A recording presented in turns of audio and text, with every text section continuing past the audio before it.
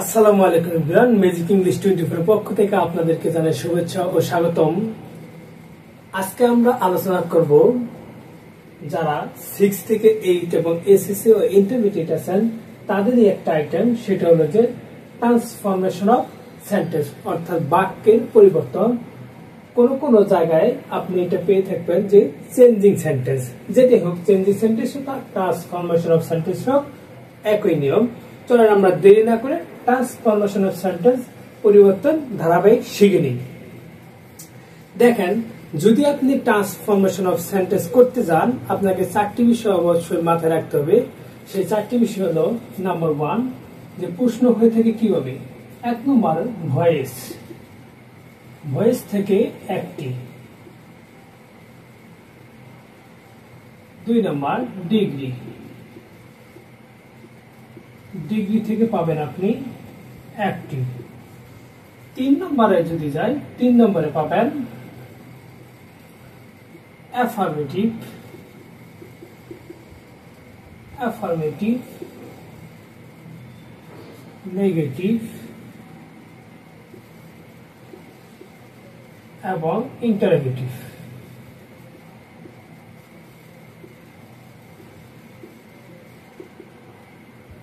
Negative থেকে active. 4 নম্বরে আপনি হবেন যে simple, complex and compound.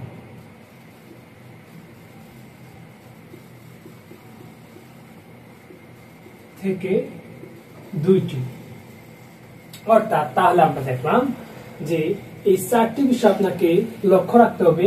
1 number voice থেকে একটি আসবে, ডিগ্রি থেকে একটি আসবে, অ্যাফার্মেটিভ, নেগেটিভ, ইন্টারোগেটিভ থেকে একটি আসবে এবং সিম্পল, কমপ্লেক্স, কম্পাউন্ড থেকে 2টি। মোট 5টি সেন্টেন্স থাকবে। এই 5টি সেন্টেন্স আপনাকে উত্তর দিতে হবে। তাহলে এই 4টি বিষয় আমরা এখন ধারাবাহিকভাবে আলোচনা করব। আমাদের প্রথমেই আছে যে ভয়েস।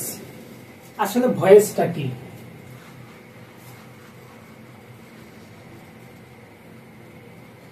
তাহলে আপনি এখানে হেডলাইন করতে পারেন যে ভয়েস, ভয়েস, ভয়েস অর্থ বাচ্য, ভয়েস অর্থ বাচ্য। আসলে ভয়েস কাকে বলে? দেখেন এখানে ভয়েস, ভয়েস একটি কাজ, একটি কাজ, একটি কাজ নিজে বা অন্যকে দিয়ে করার আলোচ্য, আলোচ্য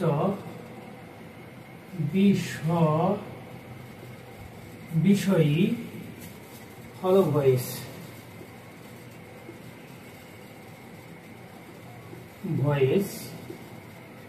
তাহলে আমরা কি দেখলাম? যে কোনো একটি কাজ নিজে বা অন্যকে দিয়ে করার আলোচ্য বিষয়, আলোচ্য বিষয় এই হলো ভয়েস। এই ভয়েস আবার 2 প্রকার করতে পারেন, যে ভয়েস 2 প্রকার, অ্যাক্টিভ, প্যাসিভ।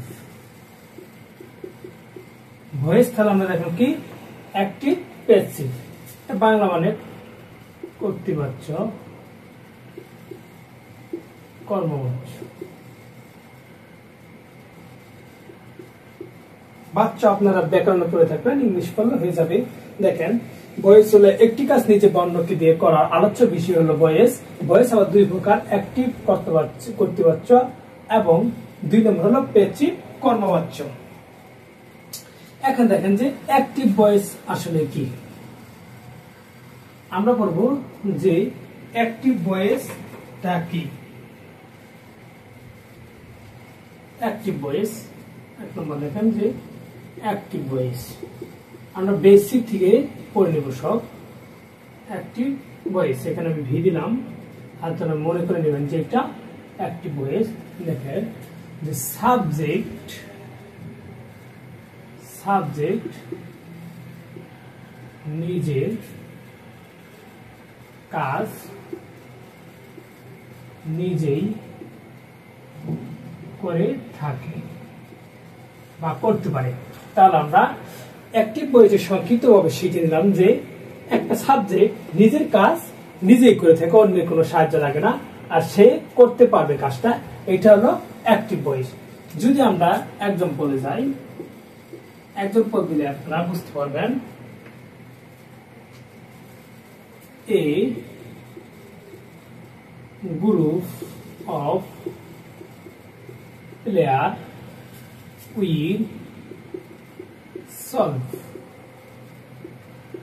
the problem.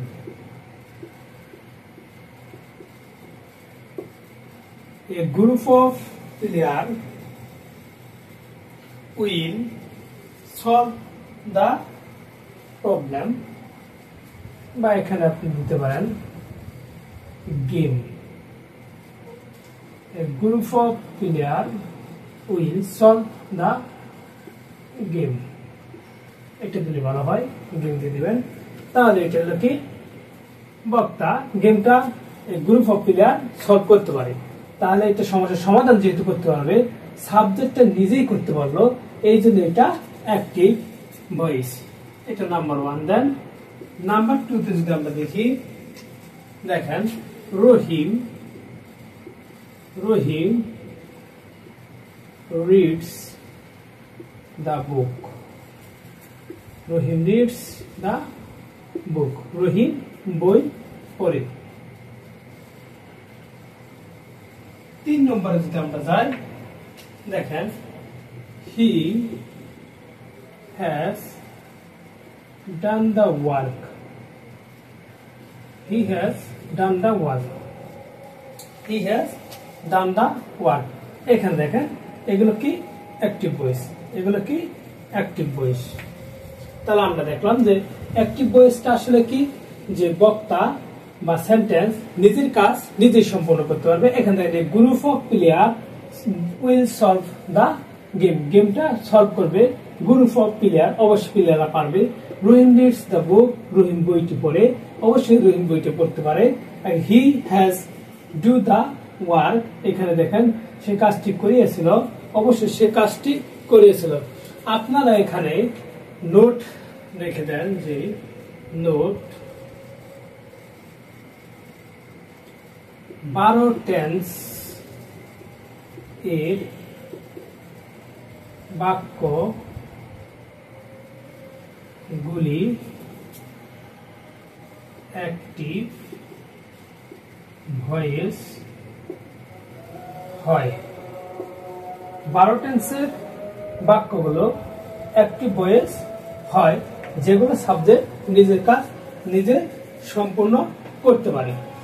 এইটাই দেখেন যদি আমরা করতে যাই যে প্যাসিভ ভয়েসটা কি, এখানে দেখেন যে প্যাসিভ ভয়েস, যে প্যাসিভ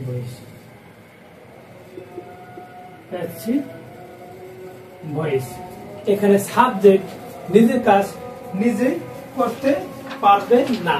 আর আগেরটা ছিল যে সাবজেক্ট নিজের কাজ নিজেই করতে পারে। এটা দেখেন যে সাবজেক্ট নিজের কাজ নিজেই করে থাকে না ও অন্যকে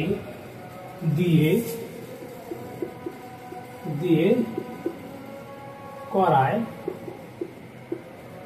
থাকে। তাহলে আমরা কি বুঝলাম যে প্যাসিভ ভয়েস হলো সাবজেক্ট নিজের কাজ নিজে সম্পূর্ণ করতে পারে না, অন্যকে দিয়ে কাজটি করায় থাকে। দেখেন যদি এক্সাম্পল আমরা দেই তাহলে বুঝতে পারবেন। The game will be solved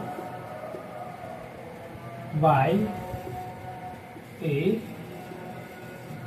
group of players. এটা একটা এক্সাম্পল, এটা 1 নম্বর দিকে 2 নম্বর एग्जांपल যদি আমরা দেই, the book is read by Rohit। 3 number example যদি দেই, the work has been done by him। এখন দেখেন আপনারা যে ভয়েসের প্যাসিভ ভয়েসটা আসলে কি, প্যাসিভ ভয়েস হলো সাবজেক্ট নিজের কাজ নিজেই করে থাকে না ও অন্যকে দিয়ে কাজটি করায় নিয়ে থাকে। দেখেন the game will be solve by a group of player. The গেমটা কি আসলে গেমটা কি সলভ করতে পারবে না, কিন্তু by a group of player দ্বারা করবে। এই দি গেম পারলো না, এই প্লেয়ার দ্বারা এটা সলভ করে নিল, তার জন্য এটা হলো প্যাসিভ ভয়েস। কি প্যাসিভ ভয়েস। আবার এখানে দেখেন দি বুক ইজ রিড বাই রহিম। এই বইটি পড়া হয় কার দ্বারা? রহিমের দ্বারা। দি বুক কিন্তু বইটি কিন্তু পড়া হয় না, বইটি পড়া হয়, বইটি নিজে পড়তে পারে না, রহিমের দ্বারা পড়া হয়। এখানে এই রহিমের দ্বারা পড়া হয় বলে অন্যকে দিয়ে করলে এটা প্যাসিভ ভয়েস, এটা প্যাসিভ ভয়েস। তেমনি ভাবে the work has been done, the work তার দ্বারা কাজটি করানো হয়। এখানে দেখেন যে হ্যাজ ডান এই বাই, এখানে হিম দ্বারা তাকে দ্বারা করানো গেছে, এটা হলো প্যাসিভ ভয়েস। কারণ দি ওয়ার্ক, তারপরে দি বুক, দি গেম এগুলো কাজটি নিজে করতে পারে না, অন্যকে দিয়ে করে। আশা করি আমরা আজকে বুঝতে পারলাম যে এই ভয়েসের বেসিক কিছু অংশ, সেটা অ্যাক্টিভ আর প্যাসিভ ভয়েসটা কি এটা আমরা বুঝতে পারছি। এর পরবর্তীতে আমরা ভয়েসেরই ধারাবাহিক আলোচনা থাকবে, এই পেজে ধারাবাহিক ক্লাস দেওয়া থাকবে। আপনারা এতটুকু বুঝতে পারছেন। সবাই ভালো থাকবেন, সুস্থ থাকবেন। দেখাবো পরবর্তীতে ভয়েসের অংশ নিয়ে। আল্লাহ হাফেজ।